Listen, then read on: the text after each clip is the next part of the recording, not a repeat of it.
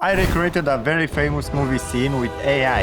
I changed the people, I changed the cars, but I kept the tension, the structure, and the exact beats that makes the original instantly recognizable. So before I explain anything, watch this carefully and tell me in the comments if you recognize the scene.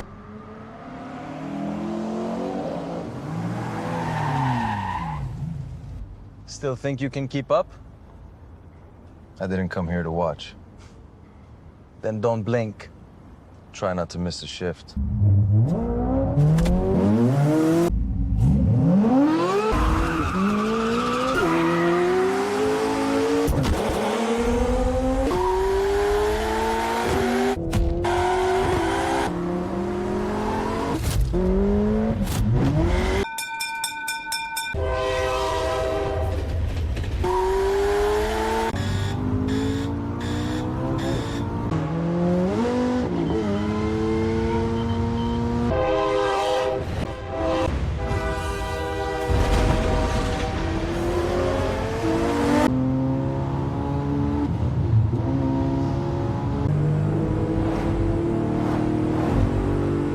This was made in ImagineArt, more exactly inside Film Studio.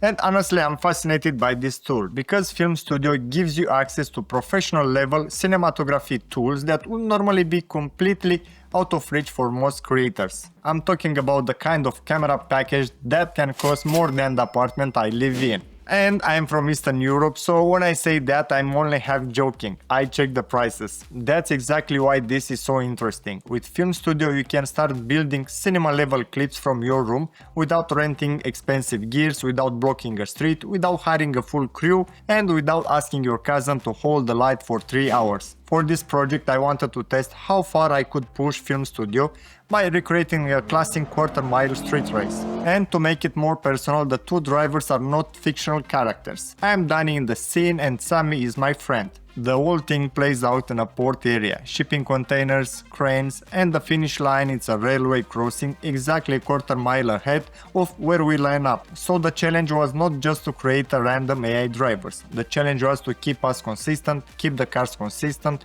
and make the whole thing feel like one real scene. The first mistake would be to write one huge prompt and ask the AI to generate a complete 60-second movie scene. That sounds nice, but in practice is not how you get control. Film Studio is much more powerful when you treat it like a real production. You build it in sections. In my case, the final video is about 60 seconds long, but I build it as 4 separate 15-second scenes. And each scene can be made up of up to 5 different shots. So instead of thinking generate a race, I thought like a director. Scene 1 setup and challenge, Scene 2 launch and race mechanics, Scene 3 escalation and a train, Scene 4 barrier break and the final look. That structure gives the AI much clearer direction. And this is where the platform starts to feel less like a random generator and more like a real film workspace.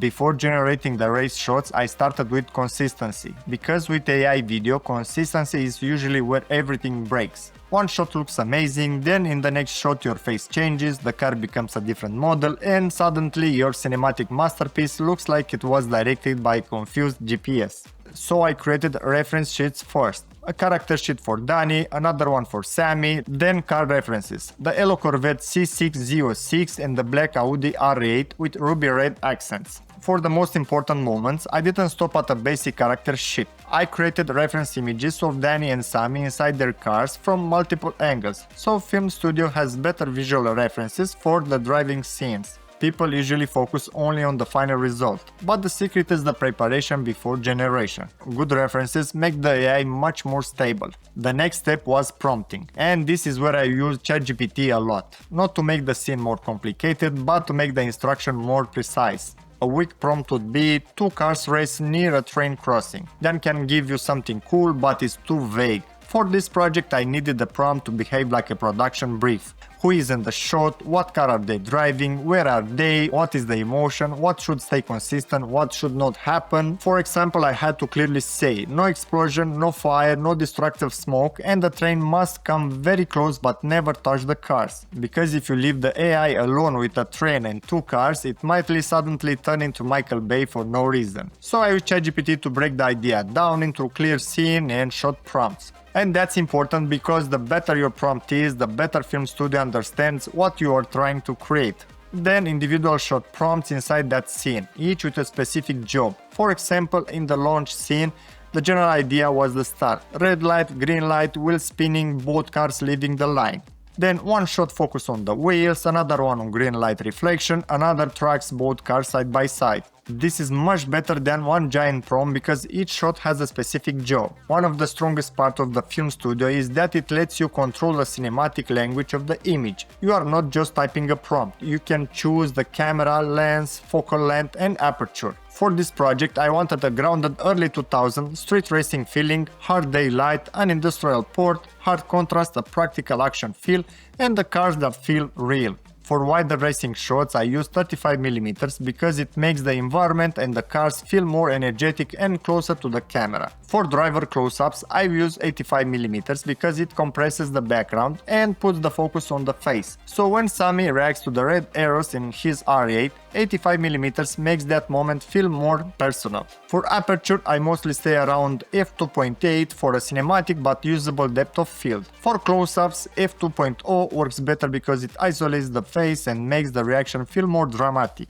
This is the kind of control that makes Film Studio feel serious. You are not only saying what you want, you are choosing how the viewer should feel it. After the camera settings, movement is the next big part. Film Studio gives you options like camera follows, dolly in, dolly left, dolly right, handheld, drone shot, jib up, jib down, and more. And these are not random buttons, they change the emotion of the shot. When the cars race side by side, camera follows makes sense because the camera stays with the action. When I want to build tension on a driver, dolly in works better because it slowly pushes the viewer towards the character. And for technical failure, inside Sami's R8, a slightly handheld feeling makes the moment feel more unstable. Film Studio gives you the film crew, you still have to tell the crew what to do. Otherwise the crew will just stand there like it's a Monday morning. Then we have speed ramps. This is another setting that can make a shot feel much more cinematic. I use linear for natural moments where I wanted the shot to feel grounded. For impact moments like the launch, the barrier break, impact makes more sense because it emphasizes the key frame. But I would not use impact everywhere. If every shot is dramatic, then nothing is dramatic.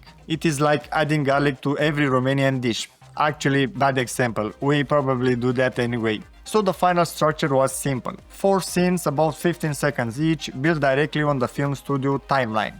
And if generation is close but not perfect, Film Studio also has edit video and extend. So instead of starting from zero, you can make focused correction or continue a clip that already works. But for this project the main workflow was scene planning, shot prompts, references and camera control. So that was the full process. I used references to keep the characters and the car consistent, I used ChatGPT to create stronger prompts, then I used Film Studio to control the scenes, shots, camera settings, movement, speed ramps and pacing. This is what makes the tool exciting for me. It gives creators access to a production workflow that would normally require professional cameras, lenses, locations, actors, permit, a crew, and a budget that would make my accountant cry.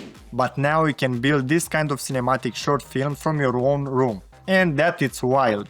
Now I want to know, did you recognize the scene? Write your guesses in the comments. That's it for today. Check the link in the description if you want to try Film Studio, and I will see you in the next one.